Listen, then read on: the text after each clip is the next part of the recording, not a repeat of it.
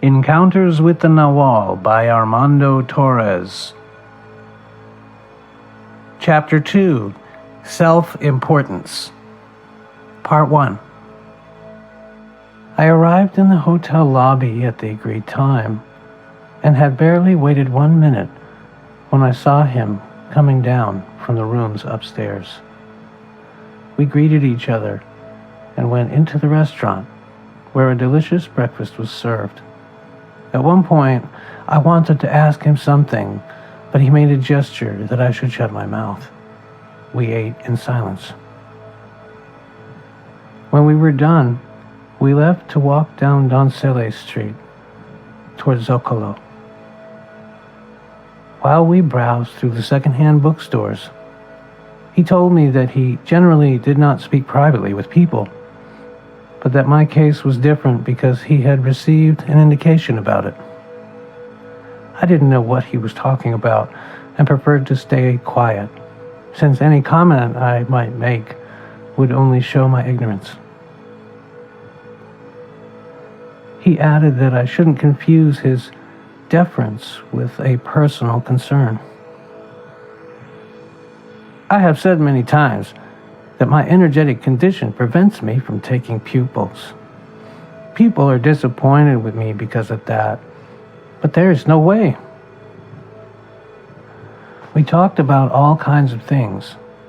He asked me many questions about my life, asked for my phone number, and told me that he was giving a talk at a friend's house the following night. I was invited to attend, but our relationship should remain secret. I replied that I would love to be there, and he gave me the address and the schedule. In one of the bookstores we visited, we came across a copy of one of his books called A Separate Reality. It was on the fiction shelf, which annoyed him a lot.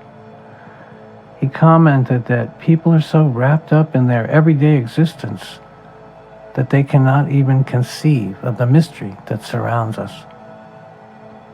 When we encounter something unknown, we automatically classify it in a comfortable category, and then we forget it. I noticed that he thumbed through the books with great interest, and that he would sometimes fondly and respectfully brush his hand over them. He said that they were more than just books. They were storage rooms of knowledge, and that one should surrender to knowledge, no matter in what form it was presented. He added that the information we need in order to increase our awareness hides in places we rarely think of, and if we were not so rigid, everything in our surroundings would tell us incredible secrets. All we need to do is open ourselves to knowledge, and it will come rushing to us like an avalanche. While studying a table of books that were so cheap they were almost free, he was struck by how cheap used books were compared to new ones. In his opinion, it proved that people are not really looking for information.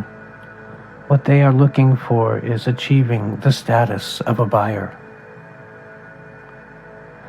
I asked him what kind of reading he preferred, and he answered that he would like to know everything. However, today he was looking for a certain book of poetry, a particular old edition which had never been printed again. He asked me to help him find it. For a long time, we leafed through heaps of books. At the end, he went out with a package of them, but not the one he was looking for. With a guilty smile, he admitted, "This always happens to me." Near noon, we sat down to rest on a bench in a square where various printers were offering their services. I took the opportunity to confess that his statements of the previous night had left me perplexed, and asked him to explain in more detail what the War of the Sorcerers was about. He explained, in a very kind way, that it was natural that the topic should affect me, since, like all human beings, I had been taught from birth to perceive the world in much the same way as a flock of sheep.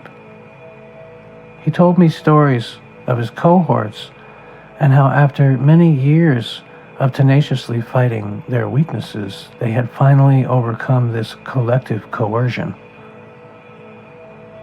He advised me to be patient, and in due course things would become clear to me. After a while of relaxed conversation, he shook my hand in what was clearly a gesture of farewell.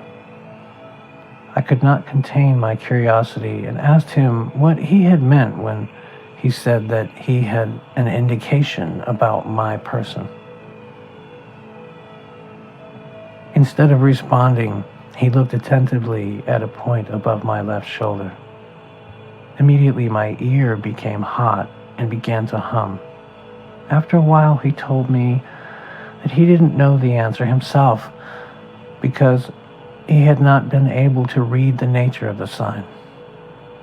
But it had been something so clear that he was obliged to pay attention. He added, "I cannot guide you, but I can put you in front of an abyss, which will test all your abilities. It depends on you whether you hurl yourself off it to fly or run to hide in the security of your routines." His words made me even more curious. I asked him which abyss he was talking about. He told me it was my own dream. The answer shocked me. Somehow, Carlos had noticed my internal dilemma.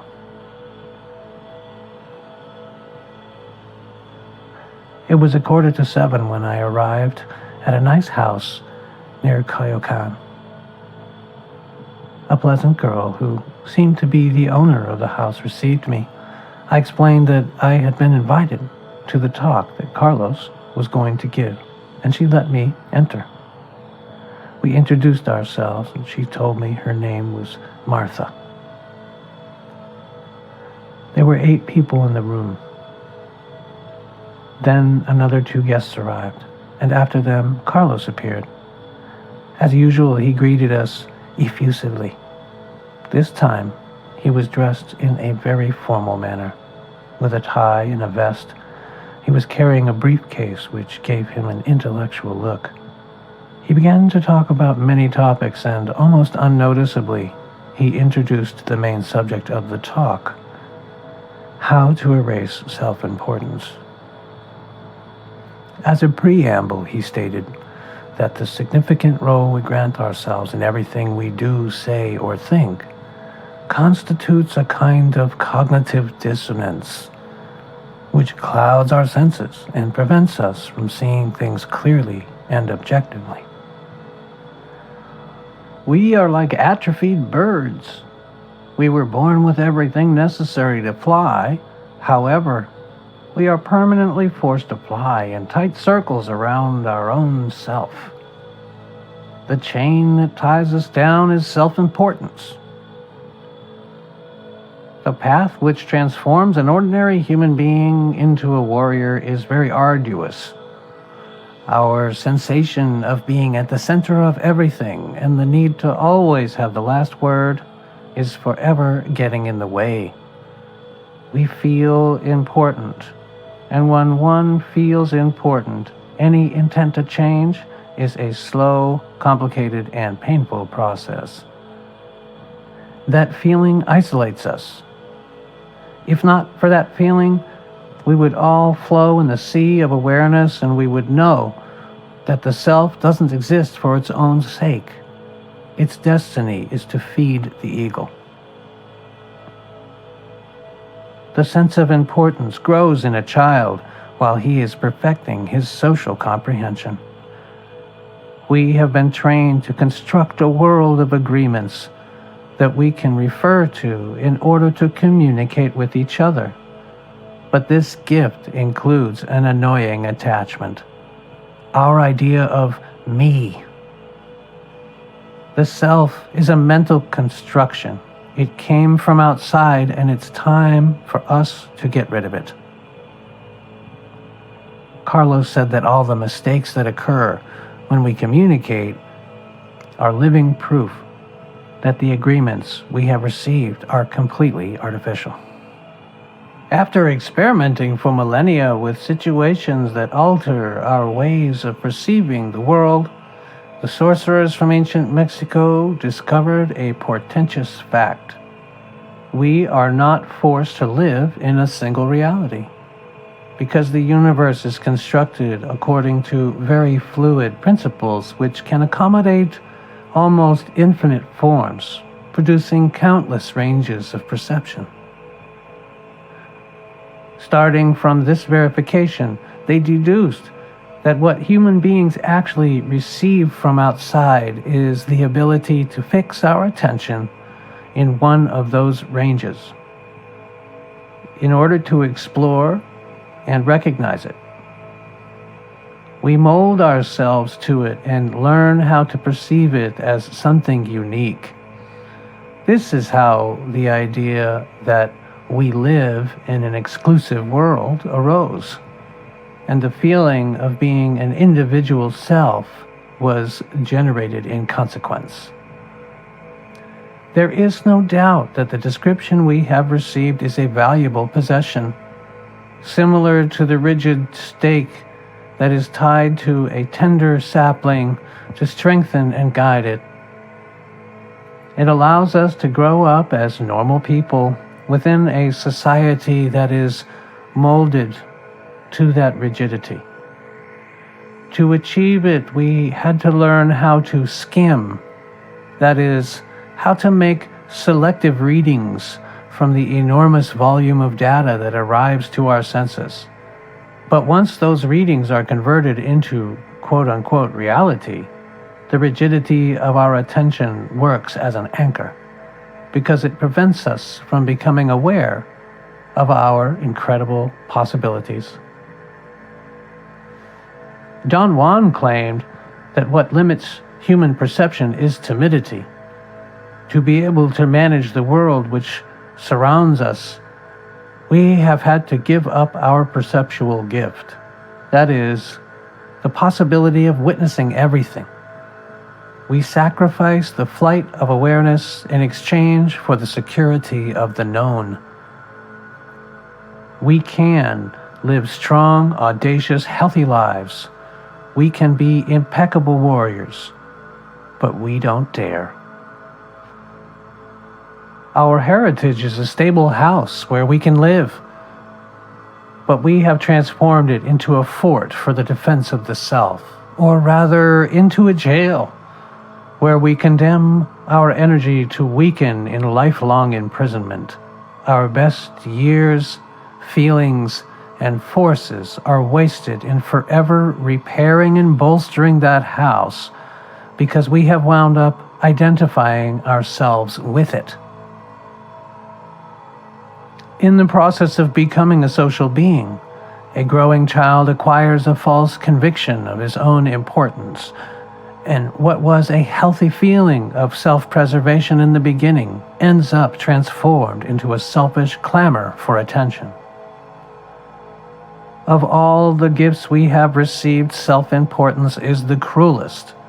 It converts a magical, vivid creature into a poor, arrogant, graceless devil. Pointing at his feet, he said that feeling important forces us to do absurd things. Look at me. Once I bought a pair of very fine shoes, which weighed almost a kilo each. I wasted $500 for the privilege of dragging those big shoes around. Because of our self-importance, we are stuffed to the point of bitterness, envy, and frustration. We allow ourselves to be guided by feelings of complacency, and we escape from the task of knowing ourselves with pretexts like, I can't be bothered, or how tiring. Behind all that, there is an anxiety which we try to silence with an internal dialogue increasingly more dense and less natural. At this point of his talk, Carlos took a pause in order to respond to some questions. He took the opportunity to tell us several stories illustrating the way self-importance deforms human beings, transforming them into rigid shells. Confronted with them, a warrior doesn't know whether to laugh or cry. After many years of studying with Don Juan, I became so frightened of his practices that I went away for a while. I could not accept what he and my benefactor were doing to me. It seemed inhuman, unnecessary. I yearned for sweeter treatment. I took the opportunity to visit various spiritual teachers from all over the world, hoping to find some knowledge in their doctrines that would justify my desertion. Once, I met a Californian guru who considered himself the real McCoy. He accepted me as his pupil and gave me the task of begging for charitable alms in the public square. Thinking that this was a new experience for me and probably would teach me an important lesson, I mustered my courage and did what he requested. When I returned to him, I said, "Now you do it." He became angry with me and expelled me from the class. On another trip, I went to see a well-known Hindu teacher. I went to his house early in the morning and stood in line with others. However, this gentleman kept us waiting for hours. When he appeared at the top of the stairway, he had a condescending air, as if granting us a great favor by admitting us. He began to descend the steps in a very dignified manner. But his feet got entangled in his ample tunic, and he fell to the floor and cracked his head. He died there, right in front of us. On another occasion, Carlos told us that the demon of self-importance does not only affect those who believe themselves to be masters, it is a general problem. One of the strongest ramparts of self-importance is the concern for one's personal appearance. That was always a sore spot for me. Don Juan used to stoke the fire of my resentment by making fun of my stature. He used to tell me, "The shorter you are, the more egomaniac. You are small and ugly as a bedbug. Your only option is to be famous because otherwise you don't exist." He claimed that the mere sight of me made him want to vomit, for which he was infinitely grateful to me. I was offended by his comments since I was convinced that he exaggerated my defects. But one day I came into a store in Los Angeles and I realized that he was right. I heard someone beside me saying "short," and I felt so irritated that without stopping to think, I turned around and punched him furiously in the face. Afterwards, I realized that the man had not made the comment about me at all. He had just been short of money. One piece of advice that Don Juan gave us was that during our training as warriors, we should abstain from using what he called tools for the preparation of the self. This category included such objects as mirrors, the exhibition of academic titles, and albums of pictures with our personal history. The sorcerers of his group took this advice literally, but we, the apprentices, didn't care. However, for some reason, I interpreted this command in an extreme way, and from then on, I did not even allow anyone to take a picture of me. Once, during a lecture, I explained that pictures are a preparation of self-concern, and that the purpose behind my reluctance was to maintain a measure of doubt about my person. Later, I found out that a certain lady among the public who believed herself to be a spiritual guide had commented that if she had had the face of a Mexican waiter, she wouldn't allow herself to be photographed either.